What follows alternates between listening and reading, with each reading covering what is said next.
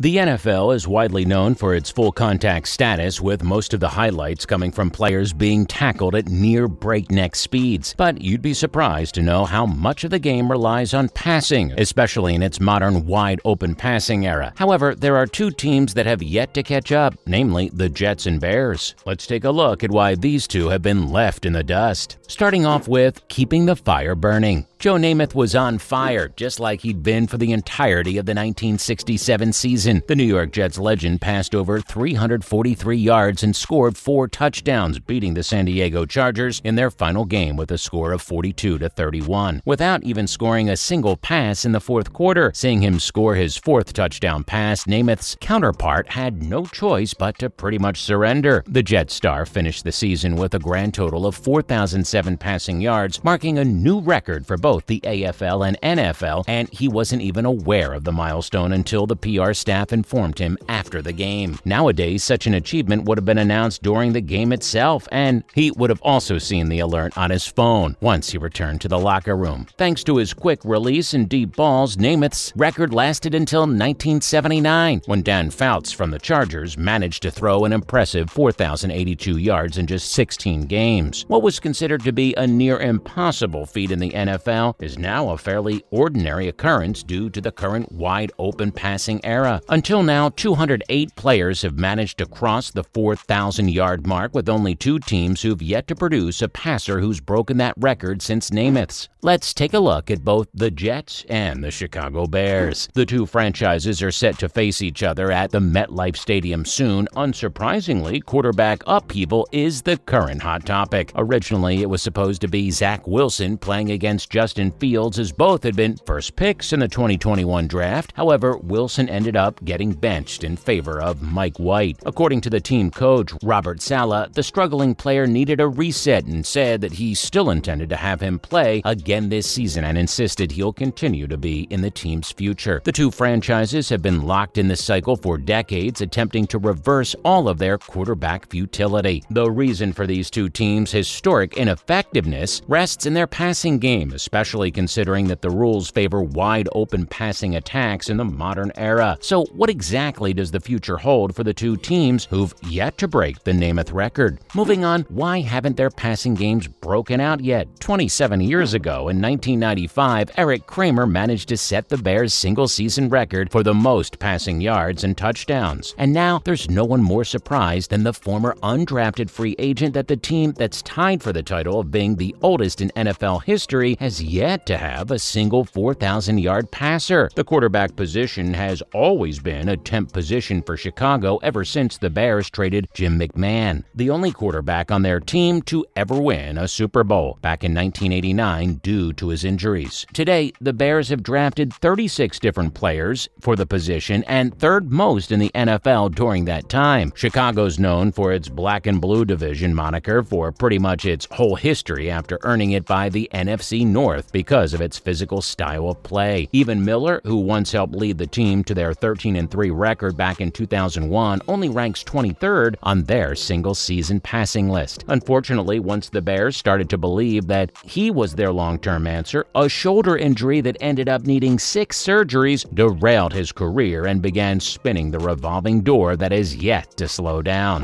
What's more, the Bears have had some heavy investment in the quarterback category. Since the start of the common draft era in 1967, the Bears have invested a total of 10 first-round picks in the position, the most of any franchise during the same amount of time. 6 of these came from first-round picks such as Fields and Mitchell Trubisky. They also traded 4 first-round picks in order to acquire veteran quarterbacks like Mike Phipps, Rick Muir, and Jay Cutler. Cutler's career with the Bears has featured 5 passing performances that rank in the top 11, with the 2nd through to the 5th spots being the largest of his single-season outputs. During that time, Cutler's had 6 different offensive coordinators. However, in all of his 8 seasons with the Bears, he's only managed to top out at 3,812 passing yards. And it's not because his desire to be part of a high-octane offense, such as his performance in Denver, where he threw 4,526 yards in 2008, vanished when he came to Chicago. In fact, more than 13% of his pass attempts have been thrown for 20 or more yards downfield. downfield, which is the fourth highest rate by any quarterback, with a minimum of 1,000 passes between 2009 and 2016. It's the receivers who play a critical role for every team's quarterback to reach that 4,000-yard passing mark, and Muhsin Muhammad, the former Bears wideout's claim that Chicago was where all receivers go to die, holds true for all those who played there. On the other hand, the Jets have also been making moves. Since the Namath era ended in 1976, the Jets have gone on to employ 21 full-time starting quarterbacks. 3 of those have managed to cross the 3,500 yards line: Ryan Fitzpatrick, Ken O'Brien, and Vinny Testaverde. However, none of them ever made first-team All-Pro, and neither have they ever led their team to a Super Bowl as Namath had back in 1968. They've gone through a stretch of 22 consecutive defensive seasons, which made run-oriented attacks their primary focus. Plus, they've also suffered from a lack of offensive stability thanks to their merry-go-round of offensive coordinators. However, mostly it's the lack of talent that's the problem. The Jets have to have a single "that guy" despite investing heavily in the position through the drafts since they lost Namath. However, it's not been for lack of trying. The Jets have tried going down the free agent route, investing heavily in Neil O'Donnell back in 1996, which ended up proving disastrous for them. They've also tried the splashy trade route with Brett Favre, culminating in an epic fail despite having an impressive start. The problem is that all great quarterbacks need an equally great receiver, and the Jets haven't had a single one in a long time. In the last 22 years, they've only had one Pro Bowl wide receiver, Brandon Marshall, in 2015. According to O'Brien, most of it has to do with the coach's personality over the years, how they've tried to focus more on balancing the offense and the lack of experience among their quarterbacks. Despite trying that approach, the Jets have only come up with minimal results. Sanchez has made the playoffs in both his first 2 seasons, and he's not been back since. When it comes to the Jets and their history with quarterbacks, it both starts and ends with Namath. His iconic 4,007-yard season would have been 4,866 yards if projected over 17 games. Lastly, what's next for the two teams? There's still a bit of excitement around Fields, who currently ranks 4th in the total QBR since Week 7, and despite the fact that he appears to be the quarterback the Bears can focus their rebuild around, it isn't realistic to think Fields will be crossing 4,000 yards anytime soon. His highest passing output was 208 yards this season, and even that was in a loss to Minnesota, marking the only time he's crossed 200 yards passed in a game this year. Considering the shoulder injury he received in Atlanta, it's not sustainable for Fields to run the ball as much as he has. To improve Fields' skills as a passer, Chicago must balance an offensive approach. For that to happen, receivers need to be a focal point for the team during the offseason. Their personnel limitations have been playing a major role in preventing this passing attack from taking off. But for Getsy, being self-aware about such limitations and coming up with workarounds for the offense is his priority for the rest of the season. Wilson also isn't reaching 4,000 yards this season. In fact, he's probably not even going to make it to 2,000, looking at the way things are going right now. Since he's currently playing for a defensive-minded coach who prefers to focus on the running game, it's possible that he won't even get an opportunity to put out any major passing numbers as long as they're working together. Well, that's a wrap for this video, so who do you think is going to win between the Jets and the Bears? Let us know in the comments below. Also, make sure to give this video a thumbs up and subscribe to our channel for more videos like this, and we'll see you in the next one.